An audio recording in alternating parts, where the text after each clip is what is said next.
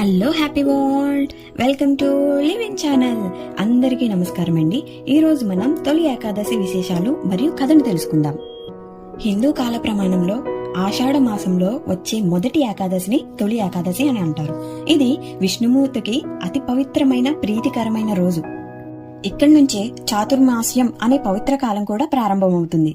ఈ రోజున ఉపవాసం చేస్తే పాపాలు తొలగి పుణ్యం కలుగుతుందని శాస్త్రం చెబుతుంది. ఇప్పటి వరకు మీరు విన్నది ఇదే కావచ్చు. అయితే ఈ రోజు ఇంకో ప్రత్యేకత ఉంది. తొలి ఏకాదశి రోజుని శ్రీ మహావిష్ణువు 4 నెలలు నిద్రలోకి వెళ్తారు. ఇది యోగ నిద్ర అని పిలుస్తారు. పురాణాల్లో వివరించబడిన ఒక అపూర్వమైన ఘట్టం తెలుసుకుందాం రండి. అయితే ఒకప్పుడు భూమిపై దుష్టశక్తులు, రాక్షసులు అధికమై ప్రజల్ని ఇబ్బంది పెట్టసాగారు. భక్తులు యజ్ఞాలు, వ్రతాలు చేయలేకపోయారు. దేవతలు అధర్మానికి ఎదురు నిలబడలేకపోయారు. అయితే ఒకసారి దేవతలు అసురులతో యుద్ధంలో ఓడిపోయారు. అప్పుడు వారు విష్ణువు దగ్గరికి శరణుకు వెళ్లి ఇలా మొరపెట్టుకున్నారు. ప్రభు, ఈ లోకాన్ని మేము కాపాడలేకపోతున్నాము, దయచేసి మీరు ధర్మాన్ని కాపాడండి అని అంటారు. అప్పుడు శ్రీహరి విష్ణుమూర్తి ఆలస్యంగా స్పందిస్తూ ఇలా అన్నారు. ధర్మాన్ని పాటించే ఎవరైనా ఈ తొలి ఏకాదశిని పాటిస్తే వారి పాపాలు తొలగిపోతాయి, భక్తికి రక్షణ లభిస్తుంది. నేను సృష్టిని, స్థితిని కొనసాగించడానికి నిరంతరం శ్రమిస్తున్నాను. ఇప్పుడు నాకు విశ్రాంతి అవసరం. నేను యోగ నిద్రలోకి వెళతాను. ఇది 4 నెలల పాటు ఉంటుంది. ఈ సమయంలోనే నా భక్తులు ఉపవాసాలు, వ్రతాలు, పూజలు చేస్తూ నన్ను ధ్యానించాలి. ఈ సమయంలోనే శ్రీ మహావిష్ణువు ఆదిశేషుడిపై శయనిస్తూ నిద్రలోకి వెళతారు.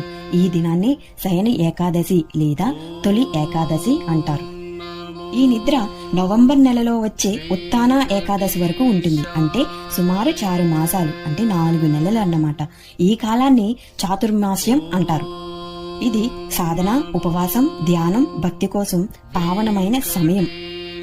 భక్తులు ఈ 4 నెలలు అహింస, సాత్విక ఆహారం, పూజలు, వ్రతాలు పాటిస్తూ విష్ణుమూర్తిని నిద్ర లేచే వరకు వేచి చూస్తారు. ఈ నిద్ర కార్తీక మాసంలో వచ్చే ఉత్తాన ఏకాదశి రోజు ఆయన మళ్లీ లేచి భక్తుల కష్టాలను తీర్చడం మొదలు పెడతారు.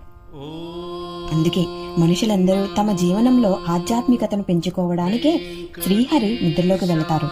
మనం మాత్రం ఇవే 4 నెలలు భక్తి, ఉపవాసం, ధ్యానం చేస్తూ ధర్మ మార్గంలో ఉండాలి. ఈ ఏకాదశిని పాటించిన వారు వెంకటేశ్వరుడికి, జగన్నాథ స్వామికి లేదా విష్ణువుకి ప్రత్యేక పూజలు, వ్రతాలు చేస్తే వారి ఆర్థిక, ఆధ్యాత్మిక సమస్యలు తొలగిపోతాయని విశ్వాసం. ఓం నమో లక్ష్మీ నారాయణాయ నమః. ఐ హోప్ ఈ వీడియో మీకు నచ్చిందని అనుకుంటున్నాను. ఇలాంటి మరిన్ని వీడియోల కోసం please like, share and subscribe to my channel. Thank you for watching.